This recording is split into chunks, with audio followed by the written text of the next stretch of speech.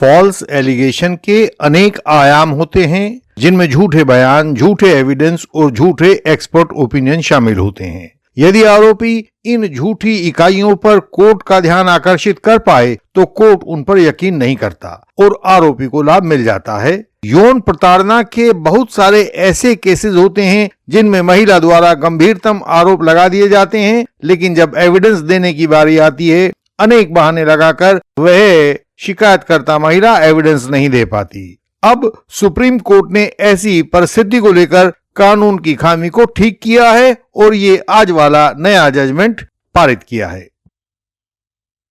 आज के केस में महिला ने आरोपी पर यौन उत्पीड़न के गंभीर आरोप लगाए थे, लेकिन कोरोबोरेटिव एविडेंस के रूप में उसने अपना मेडिकल एविडेंस देने से इनकार कर दिया। ट्रायल कोर्ट ने कानून का सार समझे बिना आरोपियों को सजा कर दी। परेशान आरोपी हाई कोर्ट में गए तो हाई कोर्ट ने उस सजा को हटाकर आरोपियों को दोष मुक्त कर दिया। सरकार ने हाई कोर्ट के निर्णय के विरुद्ध सुप्रीम कोर्ट में अपील कर दी। हम इसी सुप्रीम कोर्ट के निर्णय का अध्ययन करेंगे और देखेंगे कि यह निर्णय किस प्रकार से आरोपियों की सहायता करता है, पर्याप्त आधारों पर ध्यान देता है या इसमें अभी कुछ और किया जाना बाकी है। महिला का आरोप था कि 13/8/2007 की रात को आरोपी ने उनके बरामदे में आकर माचिस मांगी और उसको अकेली पाकर उसके साथ जबरदस्ती शारीरिक संबंध बना लिया। आरोपी के ऊपर सेक्शन 452-376 आईपीसी का केस दर्ज कर दिया गया।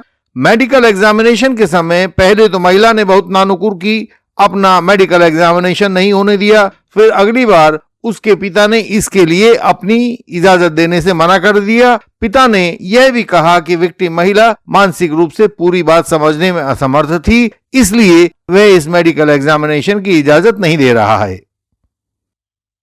इस केस को, आज वाले केस को, सुप्रीम कोर्ट ने डिसाइड करते हुए अपने एक पुराने निर्णय डोला versus state of Orissa 2018 SCC 695 का हवाला दिया। डोला वर्सेस स्टेट वाले केस में सुप्रीम कोर्ट का कहना था कि मेडिकल एविडेंस के आधार पर वह केस ज्यादा से ज्यादा साधारण चोट का केस बनता था और यह कहते हुए सुप्रीम कोर्ट ने डोला वाले केस में आरोपी को बरी कर दिया था। हर फॉल्स एलिगेशन वॉरियर को और यंग एडवोकेट कलीग को यह केस अवश्य पढ़ना चाहिए। नहीं मिले तो हमारे मेंबर्स हमें मैसेज करके हमसे मंगवा सकते हैं।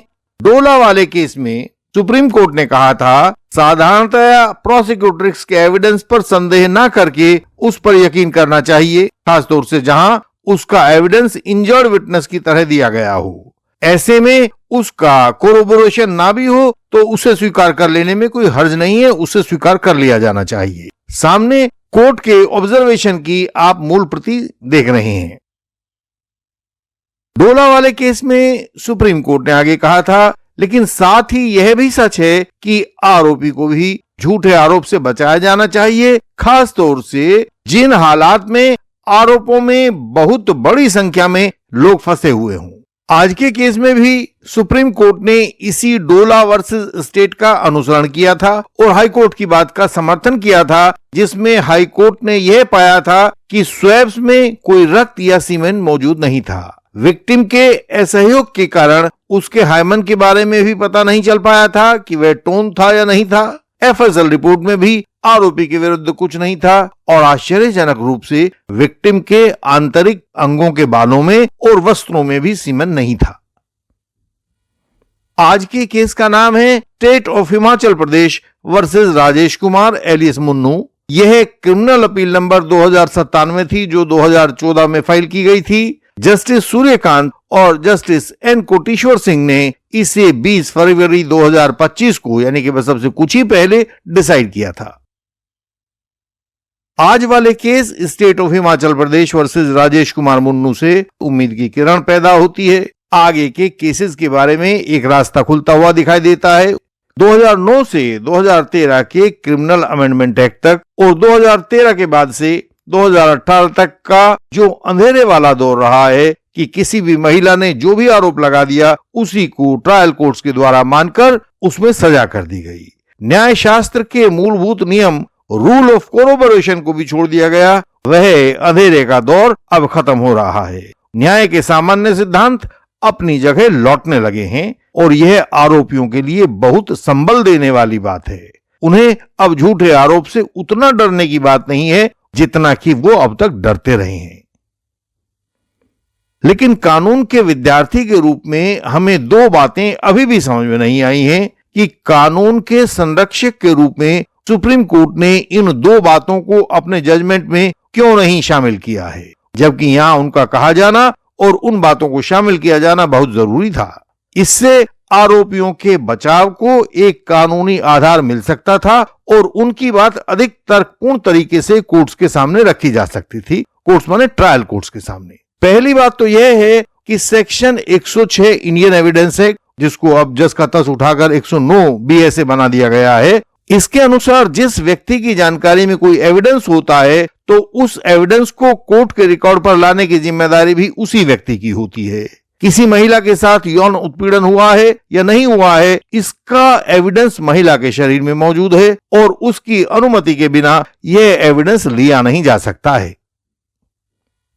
तो ऐसे में क्या सेक्शन 109 BSA के तहत पूरा का पूरा बर्डन ऑफ प्रूफ महिला के ऊपर ही नहीं होना चाहिए कि वह उस एविडेंस को सामने लाए और कोर्ट में अपनी बात को साबित करे कि देखिए यह रहा मेडिकल एविडेंस और मेरे साथ यौन उत्पीड़न हुआ था। लेकिन इस आज वाले केस में और न ही डोला वाले केस में सुप्रीम कोर्ट ने यह बात कही है कि 109 BSA का बर्डन ऑफ प्रूफ डिस्चार्ज किया जाना चाहिए और प्रोसिक्यूशन के द्वारा किया जाना चाहिए, जबकि इसे यहां कहा जाना एक लीगल बात का कहा जाना ही होता। इसमें किसी का पक्षपात भी नहीं होता।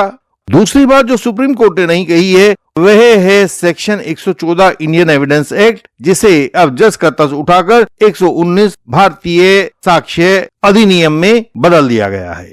इसमें 119 BSA में एक इलस्ट्रेशन G दिया गया है। इस इलस्ट्रेशन G में सामने आप देख भी रहे होंगे, इस इलस्ट्रेशन G सेक्शन 119 BSA के अनुसार जिस व्यक्ति के पास कोई एविडेंस होता है और वह उस एविडेंस को छुपा लेता है तो कोर्ट द्वारा यह माना जाएगा कि वह एविडेंस इसलिए छुपाया गया है क्योंकि वह एविडेंस उस व्यक्ति के खिलाफ था। इसके अनुसार यौन उत्पीड़न का मेडिकल एविडेंस महिला के शरीर में था, उसके पास था, उसने छुपा लिया, तो इलस्ट्रेशन G सेक्शन 119 BSA के अनुसार यह माना जाएगा कि वह एविडेंस महिला के खिलाफ था, इसीलिए उसने छुपाया। और महिला के खिलाफ क्या होता, इसके साथ कोई यौन उत्पीड़न नहीं हुआ है। यदि वह महिला इसको सामने लाती तो महिला की पोल खुल जाती। इस बात पर सुप्रीम कोर्ट क्यों कुछ नहीं बोला, हम विद्यार्थियों को समझ नहीं आया। हम उम्मीद करते हैं कि आगे से आरोपियों के समर्थन वाली कानूनी बातों को जजमेंट में शामिल करके आरोपियों के पक्ष को मजबूत किया जाएगा, जिससे ट्रायल कोर्ट के सामने आरोपियों के बचाव के रास्ते अधिक खुल सके।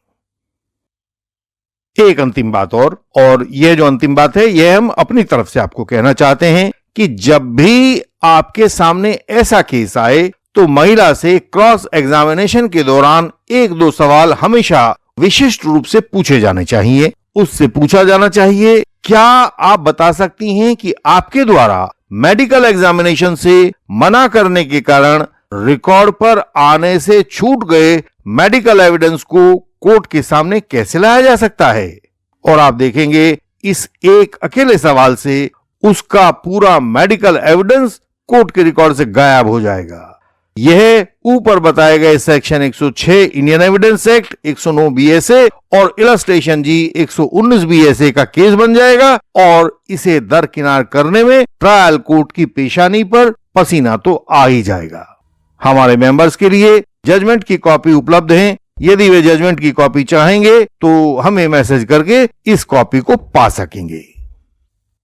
इंडियन लीगल सिस्टम द्वारा आपको दिया गया क्रॉस एग्जामिनेशन आपको निश्चिंत करता है कि कोई कुछ कर ले, कानूनी रूप से आपका बिगाड़ कुछ भी नहीं पाएगा। मुकदमे में लगने वाला समय तो कोर्ट पर निर्भर करता है, लेकिन परिणाम को बेहतर क्रॉस के द्वारा बदला जा सकता है। यह बेहतर क्रॉस आपको इंडियन लीगल सिस्टम उपलब्ध करवा देता है। आप अपना समय नष्ट न करें, तत्काल इंडियन लीगल सिस्टम की वेबसाइट को पढ़ें, जानकारी पाएं और हमारे व्हाट्सएप नंबर पर जो सामने स्क्रीन पर दिखाई देता है उस पर मैसेज भेजकर मेंबर बनने की जानकारी पाएं। हम सदैव आपके कल्याण की कामना करते हैं। हमारी वेबसाइट पर बहुत महत्वपूर्ण जानकारी को सरल भाषा में पढ़ें। वहां झूठे आरोप या फॉल्स एलिगेशन से बचने के उपाय भी मिलेंगे। इस वीडियो को लाइक करें, शेयर करें और चैनल को सब्सक्राइब करें। बेल आइकन को प्रेस करें ताकि नई वीडियोस आपसे मिस ना हो जाएं। हम आपसे अगले वीडियोस में फिर मिलेंगे, तब तक के लिए प्रणाम।